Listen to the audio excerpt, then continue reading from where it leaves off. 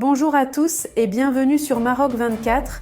Assurez-vous de vous inscrire et d'activer les notifications pour rester informé de toutes nos nouvelles vidéos. Aujourd'hui, le 18 mars 2024, on s'apprête à partager tel quel l'éclairage cinglant de Tariq Khatab sur la réaction outrée et répétitive de l'Algérie suite à l'initiative marocaine d'exproprier 3 biens immobiliers algériens à Rabat. Cette démarche destinée à l'expansion des infrastructures du ministère marocain des Affaires étrangères est aussitôt vilipendée par la diplomatie algérienne comme une spoliation violant le droit international et une escalade justifiant des représailles. Restez avec nous pour plus de détails dans cette analyse du journaliste Tariq Khatab tirée du site d'information Le 360.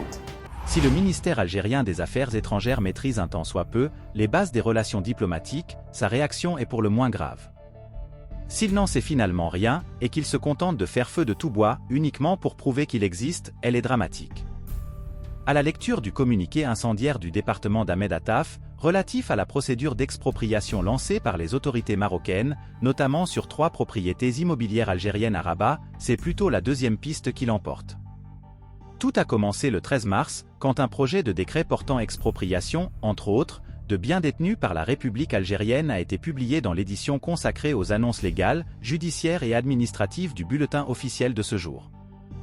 Dans ce projet de décret, il est clairement spécifié que, pour des raisons d'extension des locaux administratifs du ministère des Affaires étrangères, il a été décidé de lancer une procédure d'expropriation des terrains nécessaires pour la construction de ces nouvelles dépendances.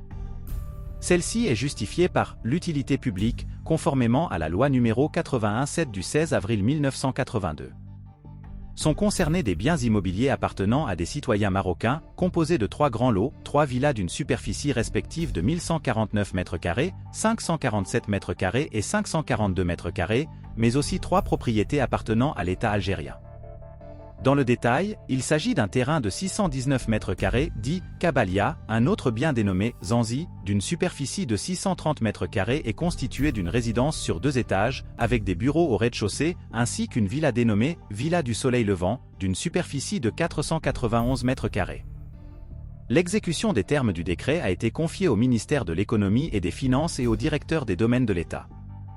Le texte en question précise que, durant 2 mois, à compter de sa publication au bulletin officiel, un dossier sera ouvert auprès des autorités compétentes et un registre sera mis en place pour recevoir les oppositions, les observations et les déclarations des personnes physiques ou morales concernées. Le registre en question est mis à la disposition du public pour consultation au niveau de la commune de Rabat, durant les heures d'ouverture des administrations, est-il précisé. Justifié, on ne peut plus légal et offrant des voies de recours, la procédure, strictement administrative, est limpide, pour ne pas dire banale. Mais c'est compter sans l'imagination fertile du régime algérien, qui a le don de voir de l'hostilité partout, et sa promptitude à sortir les griffes pour un oui ou pour un non. Dans un communiqué au ton martial, le ministère algérien des Affaires étrangères parle de « prémisse de confiscation de l'ambassade d'Algérie au Maroc ». Ce qui est d'abord faux, nous y reviendrons. Le généralement Mohamed Attaf voit aussi dans la procédure une nouvelle phase escalatoire dans ses comportements provocateurs à l'égard de l'Algérie. La bête est lâchée, et au ministère des Affaires étrangères du voisin de condamner, dans les termes les plus énergiques, cette opération de spoliation caractérisée, de dénoncer avec force son illégalité et son incompatibilité avec les devoirs qu'assume tout État membre de la communauté internationale avec rigueur et responsabilité, promettant que l'Algérie répondra à ces provocations par tous les moyens qu'elle jugera appropriés. Mieux, l'Algérie aura recours à toutes les voies et à tous les moyens de droit disponibles, notamment dans le cadre des Nations Unies, pour assurer le respect de ses intérêts. Il est vrai que saisir l'ONU pour 3 petits bouts de terrain est une réplique parfaitement calibrée. Rempart indestructible des droits, Alger entend ainsi taper très haut contre une violation inqualifiable du respect et du devoir de protection à l'égard des représentations diplomatiques d'États souverains que sanctuarisent tant le droit que la coutume internationale. Pour l'Algérie, la démarche des autorités marocaines s'inscrit en contravention avec les pratiques internationales civilisées et déroge gravement aux obligations de la Convention de Vienne sur les relations diplomatiques qui lui impose de respecter et de protéger les ambassades sur son territoire, quelles que soient les circonstances. Mentez, il en restera toujours quelque chose. On aura eu du mal à ne pas le saisir, les accusations sont graves et nombreuses, les références au droit international donnent le tournis et les menaces de représailles provoquent des frissons. Mais là encore, si la forme y est, dans le fond, le communiqué n'est rien d'autre qu'un amas de contre-vérités et d'inexactitudes et une autre preuve d'une réaction compulsive qui sert de politique d'État. Il y a d'abord un grossier mensonge. Le ministère algérien des Affaires étrangères parle de confiscation du siège de l'ambassade d'Algérie au Maroc. Or, les biens qui sont en voie d'expropriation par l'autorité publique marocaine à Rabat n'appartiennent pas à l'ambassade d'Algérie. Le siège de celle-ci à Rabat n'est même plus au quartier Hassan, à côté du siège du ministère des Affaires étrangères, mais sur la route des Aher, précisément sur l'avenue Mohamed VI, pas loin du célèbre mégamall. Mais le régime n'est pas à une calomnie près. Les 3 propriétés que le Maroc exproprie à l'État algérien, et non à l'ambassade d'Algérie, sont d'une superficie totale de 1740 mètres carrés. Dans toute procédure d'expropriation, il existe des voies judiciaires et légales pour contester et protester devant la justice pour obtenir réparation, précise cette source informée. Il y a mieux, et c'est l'avocat et expert en droit international Mourad El Ajouti qui nous éclaire sur le sujet. Le droit d'expropriation est reconnu dans l'ordre juridique international, quels que soient les droits patrimoniaux en cause ou la nationalité de leur titulaire, assure le juriste.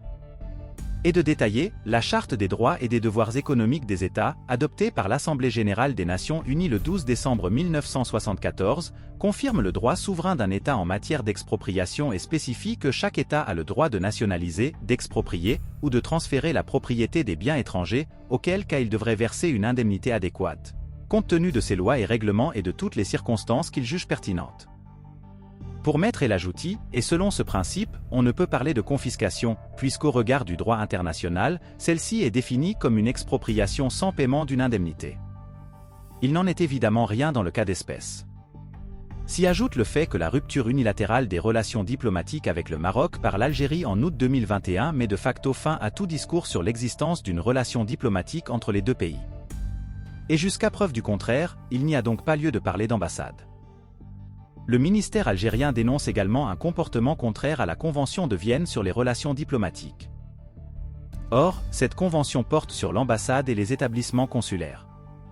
Les biens en voie d'expropriation ne sont des dépendances ni de l'ambassade, ni du consulat algérien. Et même si tel était le cas, les allégations algériennes sont indéfendables.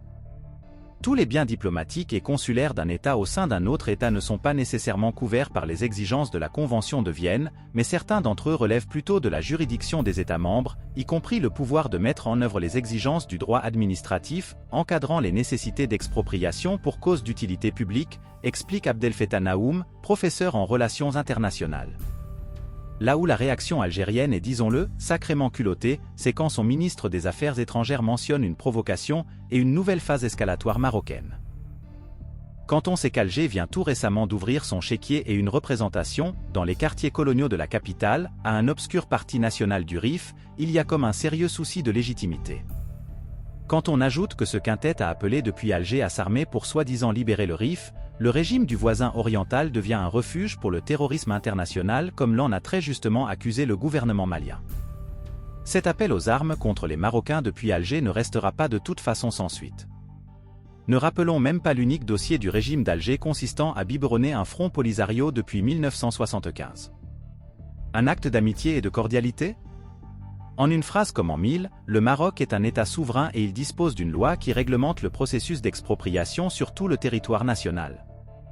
Demander l'autorisation de l'Algérie pour procéder de la sorte, il ne manquerait vraiment plus que cela. Pour rester informé, je vous invite à regarder les vidéos Maroc 24 qui s'affichent sur votre écran.